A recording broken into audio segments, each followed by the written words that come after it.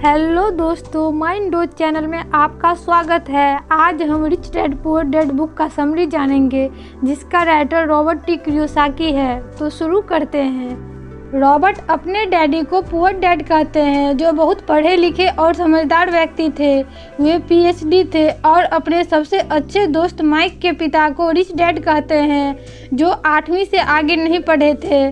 दोनों डैडी इरादे के पक्के, चमत्कारी और प्रभावशाली थे। दोनों ने रॉबर्ट को सलाह दी, परंतु उनकी सलाह एक सी नहीं थी। दोनों ही शिक्षा पर बहुत जोर देते थे, परंतु उनके द्वारा बताए गए पढ़ाई के विषय अलग अलग थे। धन दौलत का विषय स्कूल में नहीं बल्कि घर पर पढ़ाया जाता है। शायद इसलिए अमीर और ज़्यादा अमीर होते जा रहे हैं, जबकि गरीब और ज़्यादा गरीब होते जा रहे हैं और मध्य वर्ग कर्ज में डूबा रहता है।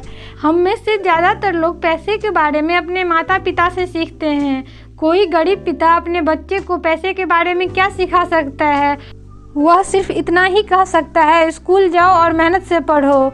वह बच्चा अच्छे नंबरों से कॉलेज की पढ़ाई पूरी कर भी ले तो पैसे के मामले में उसकी मानसिकता और सोचने का ढंग एक गरीब आदमी के जैसा ही रहेगा। यह उसने तब सीखा था जब वो छोटा बच्चा था। रॉबर्ट अपने दोनों डैडी से सीखे। एक डैडी को यह कहने की आदत थी, मैं इसे नहीं खरीद सकता। दूसरे डैडी इन शब्दों के इस्तेमाल से चिढ़ते थे। वे जोर देकर कहा करते थे, मुझे इसकी बजाय यह कहना चाहिए, मैं इसे कैसे खरीद सकता हूँ। पहला वाक्य नकारात्मक है और दूसरा प्रश्नवाचक। एक में बात खत्म हो जाती है और दूसरे में हम सोचने के लिए मजबूर हो जाते हैं। मेरे जल्द ही अमीर बनने वाले डैडी ने मुझे समझाया कि जब हम कहते हैं कि मैं इसे नहीं खरीद सकता, तो हमारा दिमाग काम करना बंद कर देता है। इसके बजाय जब हम यह सवाल पूछते हैं कि मैं इसे कैसे खरीद सकता हूँ, तो हमारा दिमाग काम करने लगता है। इसका दीर्घकालीन परिणाम यह हुआ कि एक डैडी आर्थिक रूप से बहुत अमीर होते चले गए, जबकि दूसरे डैडी लगातार कमज़ोर होते गए। इसे इस तरह समझे कि एक व्यक्ति हर रोज़ कसरत करने के लिए जिम जाता है, जबकि दूसरा व्यक्ति अपने सोफे पर बैठकर टीवी देखता रहता है। शरीर के सही कसरत से आप ज़्यादा तंदुरुस्त हो सकते हैं और दिमाग के सही कसरत से आप ज़्यादा अमीर हो सकते हैं। आलस से धन और स्वास्थ्य दोनों का नुकसान होता है। हमें अपने विचारों पर और अपनी अभिव्यक्ति पर ध्यान देना चाहिए। 9 वर्षों की आयु में रॉबर्ट ने यह फैसला किया कि पैसे के बारे में वे अपनी अमीर डैडी की बात सुनेंगे और सीखेंगे। इसका मतलब यह था कि गरीब डैडी के बातों पे ध्यान न देना। धन संबंधित शिक्षा शुरू हो गई। अमीर डैडी रॉबर्ट को तब तक सिखाया जब तक कि वे 39 वर्ष के नहीं हो गए। पैसा एक तरह की ताकत है, परंतु इससे भी बड़ी ताकत है वित्तीय शिक्षा। पैसा तो आता और जाता रहता है, परंतु अगर आप यह जानते हैं कि पैसा किस तरह काम करता है, तो आप ज़्यादा ताकतवर हो जाते हैं और आप दौलत कमाना शुरू कर सकते हैं। केवल सकारात्मक चिंतन से ही समस्या हल नहीं हो सकती, क्योंकि ज़्यादातर लोग स्कूल में पढ़ते हैं और वहाँ पर ये कभी नहीं सीख पाते हैं कि पैसा किस तरह काम करता है। इसलिए वे पैसे के लिए काम करने में अपनी सारी ज़िंदगी बर्बाद कर देते हैं। इस 30 सालों में अमीर डैडी ने रॉबर्ट को 6 सबक सिखाई, जो इस प्रकार से है। पहला, अमीर लोग पैसे के लिए काम नहीं करते। जब रॉबर्ट 9 साल के थे तो वह अमीर बनना चाहते थे। उनके डैडी ने पूछा, वे अमीर क्यों बनना चाहते हैं? रॉबर्ट का जवाब था कि उनके स्कूल का एक दोस्त जिमी की मम्मी आज नई कैडिलक कार से आई। जिमी अपने साथ 3 दोस्तों को अपने समुद्र तट वाले घर पे ले गए, लेकिन रॉबर्ट और माइक को नहीं ले गए, क्योंकि ये गरीब बच्चे थे। रॉबर्ट के पिता ने कहा कि अगर तुम अमीर बनना चाहते हो तो तुम्हें पैसे बनाना सीखना चाहिए। अगले दिन रॉबर्ट ने यह बात माइक से कही और माइक से पूछा, क्या तुम मेरे पार्टनर बनोगे? अब वे दोनों सोचने लगे कि पैसा कैसे बनाया जाता है। तब माइक के दिमाग में एक आइडिया आया, जो उसने किसी विज्ञान की किताब में पढ़ा था। अब पार्टनरशिप के पास एक बिजनेस था। वे घर घर जाके टूथपेस्ट ट्यूब रखने के लिए अपने पड़ोसियों को कहते। अगर उनसे कोई पूछता कि वे लेके क्या करेंगे, तो वे कहते कि यह एक बिजनेस सीक्रेट है। जब कच्चा माल पर्याप्त मात्रा में जमा हो गया तो वे दोनों उत्पादन की प्रक्रिया को ठीक ठाक करने में जुट गए। एक दिन रॉबर्ट की डैडी अपने एक दोस्त के साथ आए तो वहाँ उन्होंने दो बच्चों को उत्पादन की प्रक्रिया में पूरी तरह से जुटे हुए देखा। उन्होंने पूछा, तुम लोग क्या कर रहे हो? माइक ने कहा, हम अमीर बनने जा रहे हैं। जब छोटे हथौड़े से रॉबर्ट ने सील को ठोका, उसमें से एक सिक्का बाहर गिर गया। तब उन्होंने दोनों बच्चों को बुलाकर जालसाजी शब्द का मतलब समझाया और यह भी बताया कि यह गैर कानूनी है। दोनों बच्चे काफ़ी उदास थे। तब रॉबर्ट के डैडी ने कहा कि अगर तुम लोग यह सीखना चाहते हो कि अमीर कैसे बना जाता है तो मुझसे मत पूछो। माइक, तुम अपने डैडी से यह सवाल पूछो। माइक के डैडी ने एक ऑफर रखा कि अगर तुम लोग मेरे लिए काम करोगे तो मैं तुम्हें सिखाऊंगा कि अमीर कैसे बना जाता है। दोनों मान गए। उन्हें हर शनिवार 3 घंटे काम करने थे, जिसमें वे डब्बों पर से धूल साफ करते थे और बदले में हर घंटे का 10 सेंट मिलते थे। रॉबर्ट अपने 30 सेंट कॉमिक्स पर खर्च कर देते थे और घर चले जाते थे। 3 हफ्तों बाद रॉबर्ट ने काम छोड़ने का फैसला किया। माइक ने कहा, जब तुम काम छोड़ना चाहो तो डैडी तुमसे मिलना चाहेंगे। रॉबर्ट अमीर डैडी से मिलने गया। उन्होंने रॉबर्ट को 1 घंटे तक इंतजार करवाया। उसके बाद मिलने के लिए बुलाए और अमीर डैडी ने कहा, या तो तुम्हारी तनख्वाह बढ़ाई जाए या तुम काम छोड़ रहे हो। रॉबर्ट ने कहा, हाँ, क्योंकि आप अपनी शर्त पूरी नहीं कर रहे हैं। एक बार मैं चंद सिक्कों के लिए काम करने के लिए तैयार हो गया, उसके बाद तो आपने मुझसे बात तक नहीं की। अमीर डैडी ने कहा, क्या सिखाने का मतलब भाषण या बातचीत ही होता है? परंतु जिंदगी तुम्हें इस तरह नहीं सिखाती है। यह आपको धक्का देती है और कहती है, जाग जाओ, मैं तुम्हें कुछ सिखाना चाहता हूँ। यह सुनकर रॉबर्ट को ऐसा लगा कि उसे यह काम तत्काल छोड़ देना चाहिए। वह किसी ऐसे आदमी से बात कर रहा था जो पागल था और उसे ताले में बंद करके रखने की जरूरत थी। अमीर डैडी ने आगे कहा, जिंदगी हम सबको धक्के मारती है। कुछ लोग हार मान लेते हैं, बाकी के लोग लड़ते हैं। कुछ लोग सबक सीख लेते हैं और आगे बढ़ जाते हैं। वे जिंदगी के धक्कों का स्वागत करते हैं। इन गिने चुने लोगों के लिए इसका मतलब यह होता है कि उन्हें कुछ नया सीखना चाहिए। वे सीखते हैं और आगे बढ़ जाते हैं। ज़्यादातर लोग छोड़ देते हैं और कुछ लोग तुम्हारी तरह लड़ते भी हैं। अगर तुम यह सबक सीख लेते हो तो तुम एक समझदार, अमीर और सुखी युवक बन सकते हो। अब रॉबर्ट जान चुके थे कि वे सही थे। रॉबर्ट उन्हें दोषी ठहरा रहे थे, जबकि सीखने की जिद उनकी ही थी। और वह यह भी जान चुके थे कि अमीर डैडी उन्हें जिंदगी का स्वाद चखा रहे थे। अमीर डैडी ने कहा, ज़्यादातर लोग यही करते हैं, वे काम छोड़कर चले जाते हैं। उन्हें यह गलतफहमी होती है कि नई नौकरी या ज़्यादा तनख्वाह से उनकी समस्या सुलझ जाएगी। ज़्यादातर मामलों में ऐसा नहीं होता। तो समस्या कैसे सुलझ सकती है? रॉबर्ट ने पूछा, 10 सेंट के हिसाब से तनख्वाह लेकर मुस्कुराते हुए। अमीर डैडी ने आगे कहा, बाकी लोग यही करते हैं। तब अमीर डैडी ने बताया कि गरीब और मध्य वर्ग लोग पैसे के लिए काम करते हैं, अमीरों के लिए पैसा काम करता है। हम सभी के भीतर 2 भावनाएं होती है, डर और लालच। पहले तो पैसे के बिना रहने के डर से हम कड़ी मेहनत करने के लिए प्रेरित होते हैं। इसके बाद जब हमें तनख्वाह मिलती है तो हमें लालच या इच्छा की भावना जाग जाती है। हम उन बढ़िया चीज़ों के बारे में सोचने पे मजबूर हो जाते हैं जिससे पैसे से खरीदा जा सकता है। डर का सामना करने के बजाय ये लोग सिर्फ प्रतिक्रिया करते रहते हैं। पैसा उनकी ज़िंदगी को चला रहा है, परंतु वे इस बारे में कभी नहीं सच बोलते हैं कि पैसे ने उनकी भावनाओं पर कब्जा कर लिया है और उनकी आत्माओं पर भी। तो क्या गरीब आदमी ज़्यादा सुखी होता है? रॉबर्ट ने पूछा। नहीं, मेरे हिसाब से ऐसा नहीं होता, अमीर डैडी ने जवाब दिया। पैसे से दूर रहना भी उतना ही बड़ा पागलपन है जितना इसके पीछे भागना। अमीर डैडी ने कहा, भावनाओं के कारण ही तो हम इंसान हैं। भावना शब्द का मतलब है चलायमान ऊर्जा। अपनी भावनाओं के बारे में ईमानदार रहो और अपनी दिमाग और भावनाओं का इस्तेमाल अपने समर्थन में करो। प्रतिक्रिया करने के बजाय उसका विश्लेषण करने की कोशिश करो। अपने दिमाग में सोचे, जब पैसा न होने की डर सताए तो खुद से पूछे कि क्या नौकरी इस समस्या का लंबे समय के लिए समाधान है। सबक 2, पैसे की समझ क्यों सिखाई जानी चाहिए। अमीर डैडी वित्तीय साक्षरता या पैसे की समझ विकसित करने पर जोर देते थे। उन्होंने 2 छोटे बच्चों को कुछ नियम की गहरी नींव पर दौलत का महल बनाना सिखाया। नियम 1, आपकी संपत्ति, एसेट और दायित्व लायबिलिटी के बीच में अंतर पता होना चाहिए और हमेशा संपत्ति ही खरीदना चाहिए। अगर आप अमीर बनना चाहते हैं तो आपको अंकों को पढ़ना और उन्हें समझना आना चाहिए।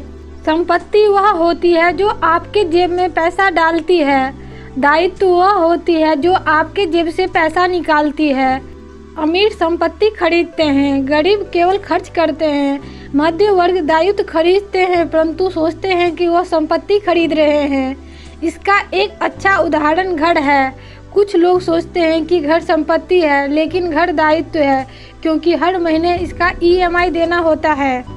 सबक 3, अपने काम से काम रखें। रॉबर्ट का एक करीबी दोस्त कीथ कनिंघम MBA कर रहा था। वहाँ रे क्रॉ के साथ एक प्रेरणादायी चर्चा के बाद विद्यार्थियों ने रे से पूछा क्या वे उसकी फेवरेट बार में चलेंगे। रे तैयार हो गए। जब सब लोगों के हाथ में बियर आ गई तो रे ने पूछा मेरा असली बिजनेस क्या है।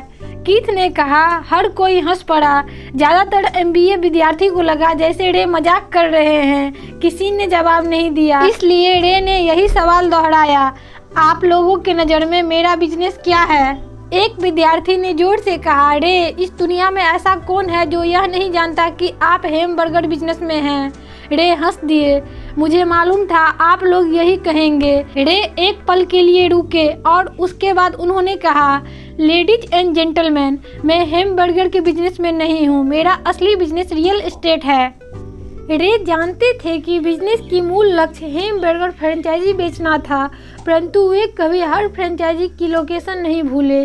वे जानते थे कि रियल एस्टेट और इसकी लोकेशन हर फ्रेंचाइजी की सफलता में सबसे महत्वपूर्ण तत्व है। वह आदमी जो फ्रेंचाइजी खरीद रहा था और रे क्रॉ का संगठन का फ्रेंचाइजी चेन का सदस्य बन रहा था, वह भी उस जमीन के लिए पैसा दे रहा था और उसे खरीद रहा था। यह अमीरों का तीसरा रहस्य है। अपने काम से काम रखें। लोगों की जिंदगी में पैसे की तंगी इसलिए आती है क्योंकि वे अपनी सारी जिंदगी दूसरों के लिए काम करते रहते हैं। कई लोगों के पास तो जिंदगी भर काम करने के बाद भी अपने लिए कुछ नहीं बच पाता। आपके प्रोफेशन और आपके बिजनेस में बहुत अंतर है। स्कूल के साथ एक समस्या यह है कि आप जो पढ़ते हैं आप वही बन जाते हैं जो पढ़ा जाए। वही बन जाने में गलती यहाँ होती है कि लोग अपने काम से काम रखना भूल जाते हैं। वे अपना सारा जीवन दूसरों के काम पे ध्यान देने में लगाते हैं और इस तरह उसको अमीर बनाते हैं। आर्थिक रूप से सुरक्षित बनने के लिए किसी आदमी को अपने काम से काम रखने की ज़रूरत है। आपका बिजनेस आपकी संपत्ति वाले कॉलम के चारों तरफ घूमता है, जो आपके आमदनी वाले कॉलम के विपरीत होता है। अपने काम से काम रखना शुरू कर दे। दिन की नौकरी करते रहे परंतु असली संपत्तियों को खरीदना भी शुरू कर दें। असली संपत्तियां कई तरह की होती है। ऐसे बिजनेस जिसमें आपके होने की ज़रूरत न हो, स्टॉक, बॉन्ड, म्यूचुअल फंड, आमदनी देने वाले रियल एस्टेट, बौद्धिक संपदा जैसी संगीत, पटकथा, पेटेंट इत्यादि से मिलने वाली रॉयल्टी। जब रॉबर्ट कहते हैं कि अपने काम से काम रखें तो उनका मतलब यह है कि आप अपनी संपत्ति वाले कॉलम को ज़्यादा मजबूत बनाते रहें। एक बार इसमें 1 रुपये आ जाए तो बाहर न निकल पाए। इसे इस तरह सोचें कि जब 1 रुपये आपकी संपत्ति वाले कॉलम में जाता है तो आपका कर्मचारी बन जाता है। अपनी दिन की नौकरी करते रहे, एक अच्छे कर्मचारी की तरह काम करें, परंतु अपनी संपत्ति वाले कॉलम को बढ़ाते रहे। जब आपका कैश फ्लो बढ़ता है तब आप कुछ विलासिता की चीज़ खरीद सकते हैं। अमीर लोग विलासिता की चीज़ सबसे बाद में खरीदते हैं, जबकि गरीब और मध्य वर्ग लोग विलासिता की चीज़ सबसे पहले खरीदते हैं। सबक 4, टैक्स का इतिहास और कॉरपोरेशन की ताकत। अमीर डैडी ने समझाया कि इंग्लैंड और अमेरिका में पहले कोई टैक्स नहीं लगते थे। कभी कभार युद्ध का खर्च जुटाने के लिए कुछ समय के लिए टैक्स जरूर लगा करते थे। राजा या राष्ट्रपति मुंह से कह भर देता था और हर आदमी उनकी कही बात मानकर सहयोग देता था। टैक्स का विचार लोकप्रिय बना और उसे ज़्यादातर लोगों ने इसलिए माना क्योंकि उसे यह बताया गया कि टैक्स अमीरों को सजा देने और मध्य वर्ग तथा गरीबों की मदद करने का साधन है। एक बार सरकार ने पैसे का स्वाद चख लिया तो उसकी भूख बढ़ती चली गई। जल्द ही मध्य वर्ग पे भी टैक्स लगाने की नौबत आ गई और वहाँ से धीरे धीरे टैक्स का बोझ नीचे की तरफ आता गया। दूसरी तरफ अमीरों ने इसे एक मौके की तरह देखा। वे उन्हीं नियम से नहीं खेलती जिनसे जनता खेलती है। अमीर पहले ही कॉरपोरेशन के बारे में जानते थे, वे कॉरपोरेशन की सुरक्षा में चले गए। कॉरपोरेशन केवल एक फाइल फोल्डर होता है जिसमें कुछ कानूनी दस्तावेज लगे होते हैं और जो राज्य सरकार की एजेंसी में दर्ज होकर किसी वकील के ऑफिस में रखा जाता है। कॉरपोरेशन केवल एक कानूनी दस्तावेज है जो एक ऐसी कानूनी देह बनाता है जिसकी कोई आत्मा नहीं होती। इस तरह से अमीरों की संपत्ति एक बार फिर सुरक्षित हो गई। ज्ञान ही ताकत है और पैसे के साथ जो सबसे बड़ी ताकत आती है उसे बनाए रखने के लिए और उसे कई गुना बनाने के लिए सही ज्ञान की जरूरत होती है। उस ज्ञान के बिना संसार आपको इधर उधर धक्का मारते रहता है। रॉबर्ट फाइनेंशियल सेमिनारों में दूसरों को इस आशा के साथ सिखाते हैं कि वे उनके साथ अपना ज्ञान बांट सके। फाइनेंशियल आईक्यू विशेषज्ञता के 4 बड़े क्षेत्रों से आने वाले ज्ञान से बनता है। नंबर 1, अकाउंटिंग, जिसे रॉबर्ट फाइनेंशियल साक्षरता कहते हैं। अगर आप साम्राज्य बनाना चाहते हैं तो यह बहुत महत्वपूर्ण दक्षता है। आप जितने ज़्यादा धन के लिए जिम्मेदार होंगे उतनी ही ज़्यादा सूक्ष्मता की जरूरत होगी। फाइनेंशियल साक्षरता वह योग्यता है जिसके सहारे फाइनेंशियल स्टेटमेंट्स को पढ़ा और समझा जाता है। नंबर 2, निवेश, जिसे रॉबर्ट पैसे से पैसे बनाने का विज्ञान कहते हैं। इसमें तकनीकी रणनीतियों और फॉर्मूलों की ज़रूरत होती है। नंबर 3, बाजार की समझ, मांग और पूर्ति का विज्ञान। बाजार की तकनीकी पहलुओं को जानने की ज़रूरत है जो कि भावनाओं द्वारा संचालित होते हैं। नंबर 4, कानून। अकाउंटिंग, निवेश और बाजारों की समझ की तकनीकी दक्षता के सहारे कॉरपोरेशन का प्रयोग विस्फोट वृद्धि प्रदान कर सकता है। कोई भी आदमी जिसे कॉरपोरेशन द्वारा दिए जाने वाले टैक्स फायदों और सुरक्षा का ज्ञान हो वो बहुत ज़्यादा तेज़ी से तरक्की कर सकता है और अमीर बन सकता है। इससे टैक्स लाभ होता है, कानूनी मुकदमों में सुरक्षा मिलती है। सबक 5, अमीर लोग पैसे का आविष्कार करते हैं।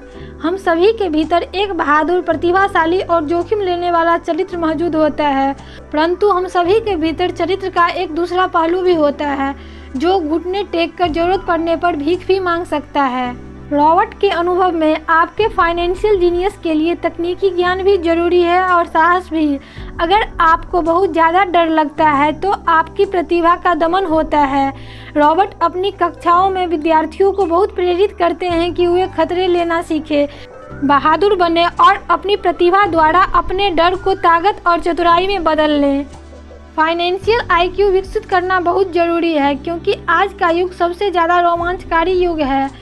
परिवर्तन से डरने के बजाय उसका स्वागत करना चाहिए। अगर हम फाइनेंशियल आईक्यू विकसित करते हैं तो हम और भी ज़्यादा अमीर हो जाएंगे। अगर हम ऐसा नहीं करते हैं तो आने वाला समय हमारे लिए बहुत ही डरावना होगा।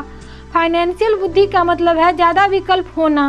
आप उस तरह का इंसान होना चाहते हैं जो अपनी किस्मत खुद से बनाता है। आप जो होता है होने देते हैं और उसे बेहतर में बदलने की क्षमता रखते हैं। बहुत कम लोग यह समझ पाते हैं कि किस्मत भी हम ही बनाते हैं, जिस तरह पैसा बनाया जाता है। अगर आप ज़्यादा किस्मत वाले होना चाहते हैं और ज़्यादा पैसा बनाना चाहते हैं तो फाइनेंशियल बुद्धि बहुत महत्वपूर्ण है। अमीर लोग पैसा बनाते हैं। आप धन को जितना असली समझेंगे आप उसके लिए उतनी ही ज़्यादा मेहनत करेंगे। अगर आप इस विचार को अपने मन में उतार ले कि पैसा असली चीज़ नहीं है तो आप ज़्यादा तेज़ी से अमीर बन सकते हैं। पैसा वह है जिसके बारे में हम सहमत हो जाए। हमारे पास जो इकलौती सबसे शक्तिशाली पूंजी है वह है हमारा दिमाग। अगर इसे अच्छी तरह प्रशिक्षित कर दिया जाए तो यह एक पल में ढेर सारी दौलत बना सकता है। वित्तीय बुद्धि मुख्य 4 तकनीकी दक्षता से मिलकर बनती है। पहला, वित्तीय साक्षरता, अंकों की पढ़ने की योग्यता। दूसरा, निवेश की रणनीति, धन द्वारा धन बनाने का विज्ञान। तीसरा, बाजार, मांग और पूर्ति। चौथा, कानून, अकाउंटिंग, कॉर्पोरेट, स्टेट और नेशनल कानून तथा रणनीतियों के बारे में जागरूकता। यह जुआ नहीं है अगर आप जानते हैं कि आप क्या कर रहे हैं। यह जुआ है अगर आप सौदे में अपना पैसा फेंक रहे हैं और भगवान से सफल होने की दुआ कर रहे हैं। आपको अपनी तकनीकी ज्ञान, बुद्धि और खेल के प्रति प्रेम की ज़रूरत होगी ताकि जोखिम कम से कम रहे। रॉबर्ट मेहनत से खेलते हैं, गलतियां करते हैं, गलतियां को सुधारते हैं और ज़्यादा गलतियां करते हैं, सुधारते हैं और इस तरह रॉबर्ट का खेल सुधरता जाता है। निवेशक दो तरह के होते हैं। पहले और सबसे आम तरह का निवेशक वे लोग होते हैं जो एक पैकेज में निवेश करते हैं। वे रिटेल आउटलेट में फ़ोन करते हैं, जैसे एक रियल एस्टेट कंपनी या स्टॉक ब्रोकर या फाइनेंशियल प्लानर को, और फिर वह कुछ खरीदते हैं। यह एक म्यूचुअल फंड, REIT, स्टॉक या बॉन्ड हो सकता है। यह निवेश का एक अच्छा, साफ सुथरा और आसान तरीका है। यह उसी तरह की खरीदारी हो गई जैसे कोई ग्राहक कंप्यूटर स्टोर में जाके शेल्फ पर रखे कंप्यूटर को खरीद ले। दूसरी तरह का निवेशक वे होते हैं जो निवेशों को बनाते हैं। इस तरह का निवेशक आमतौर पर सौदों को असेंबल करते हैं, जिस तरह कंप्यूटर इंजीनियर कंप्यूटर के पुर्जों को असेंबल करते हैं। रॉबर्ट नहीं जानते कि कंप्यूटर के पुर्जों को किस तरह असेंबल किया जाता है, लेकिन वे ऐसे लोगों को जानते हैं जो ऐसा कर सकते हैं। अगर आप दूसरे किस्म का निवेशक बनना चाहते हैं तो आपको फाइनेंशियल बुद्धि के अलावा 3 मुख्य दक्षताएं विकसित करने की ज़रूरत है। पहला, किस तरह ऐसे मौके को खोजें जो दूसरे को दिखाई नहीं देते हैं। दूसरे लोग अपनी आंखों से उस मौके को नहीं देख पाएंगे, पर आप अपने दिमाग से उस मौके को देख सकते हैं। दूसरा, पैसा किस तरह जुटाया जाए। औसत आदमी बैंक जाता है, परंतु इस दूसरे किस्म के निवेशक को यह पता होना चाहिए कि पूंजी किस तरह जुटाई जाए और बिना बैंक जाए कितने तरीकों से पैसे जुटाया जा सकता है। तीसरा, किस तरह ज़्यादा स्मार्ट लोगों को संगठित किया जाए।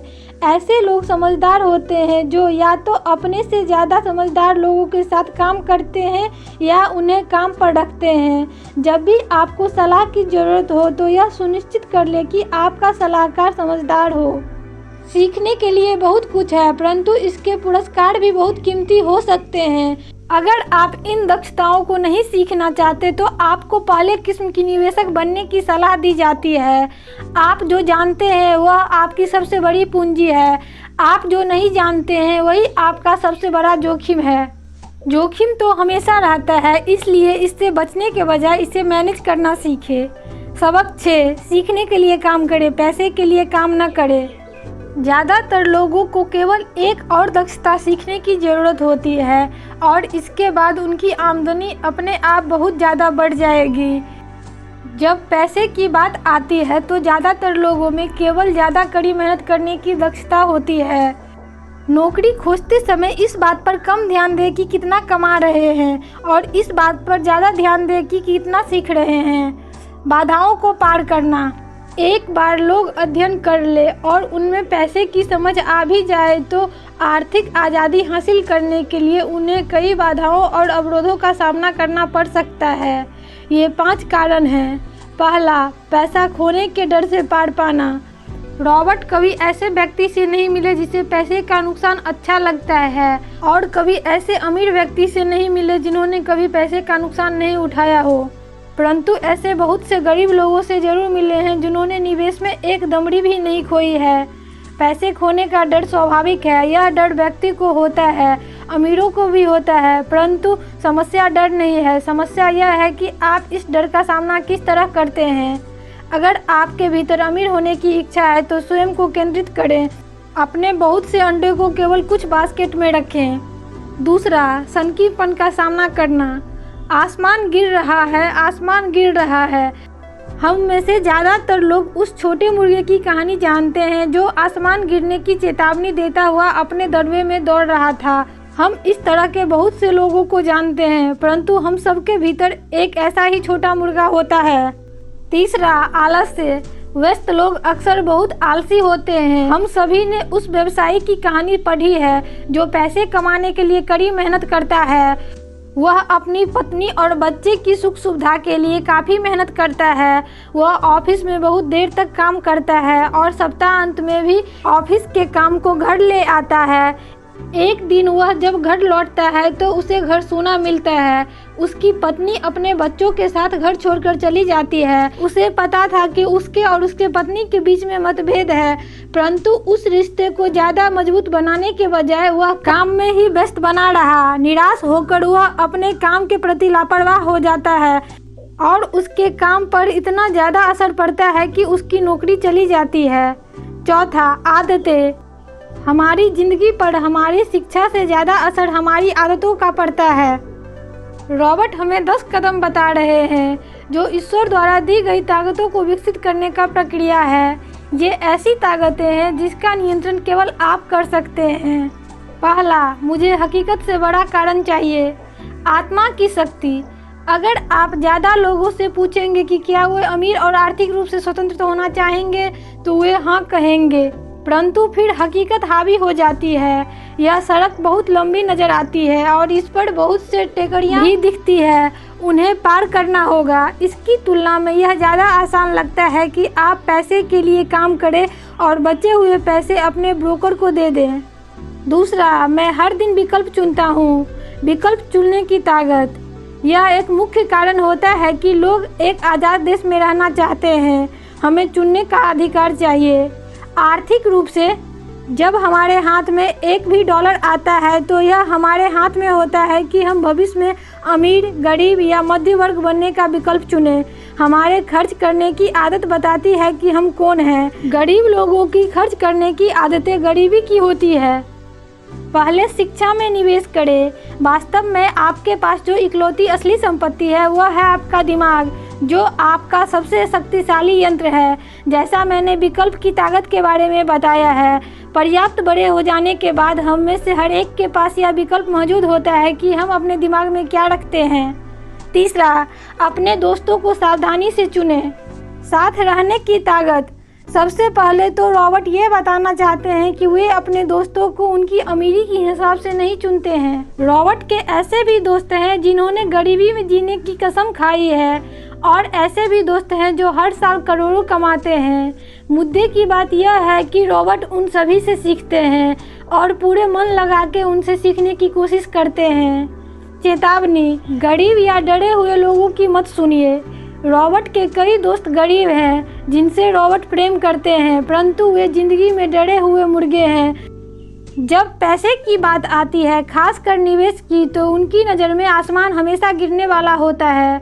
वे आपको हमेशा यह बता सकते हैं कि कोई चीज़ क्यों नहीं कामयाब होगी। समस्या यह है कि लोग उनकी बात सुनते हैं। जो लोग इन निराशावादी विचारों को आंख मूंद कर मान लेते हैं, वे भी छोटे मुर्गे बन जाते हैं। चौथा, किसी फॉर्मूले के विशेषज्ञ बन जाएं और फिर एक और नया फॉर्मूला सीख लें। जल्दी सीखने की ताकत। आप वह बनते हैं जो आप पढ़ते हैं। सावधान रहें कि आप क्या पढ़ रहे हैं और क्या सीख रहे हैं। पाँचवा, खुद को सबसे पहले वेतन दें। खुद पर अनुशासन की ताकत। अगर आप खुद पर काबू नहीं रख पाते तो आप अमीर बनने की कोशिश न करें। छठा, अपने ब्रोकर को अच्छा पैसा दें। सातवां, इंडियन दाता बने। इसका मतलब यह है कि मेरा पैसा मुझे कितनी जल्दी वापस मिल जाएगा। आठवां, संपत्ति से विलासिता की चीज़ खरीदी जाती है। केंद्रित करने की शक्ति। अपना ध्यान पैसे बनाने पर केंद्रित करना चाहिए। नौवां, नायक की ज़रूरत। आदर्श नायक हमें प्रेरित करने से भी ज़्यादा बड़ा काम करते हैं। वे चीज़ों को ज़्यादा आसान बना देते हैं। चीज़ें आसान दिखने के कारण हम भी उन्हीं की तरह बनना चाहते हैं। अगर वे ऐसा कर सकते हैं तो मैं भी ऐसा कर सकती हूँ। 10वां, सिखाओ और आपको हासिल होगा। देने की शक्ति। अगर आपको कुछ चाहिए तो पहले आपको देने की ज़रूरत है। दोस्तों, आपको यह बुक समरी कैसा लगा और आपने इससे क्या सीखा, हमसे ज़रूर शेयर कीजिए, हमें खुशी होगी। इस तरह का और बुक समरी पाने के लिए हमारे चैनल को सब्सक्राइब कीजिए और कौन से बुक का समरी आप चाहते हैं हमसे शेयर करें। थैंक यू सो मच जो आपने अपना बहुमूल्य समय दिया।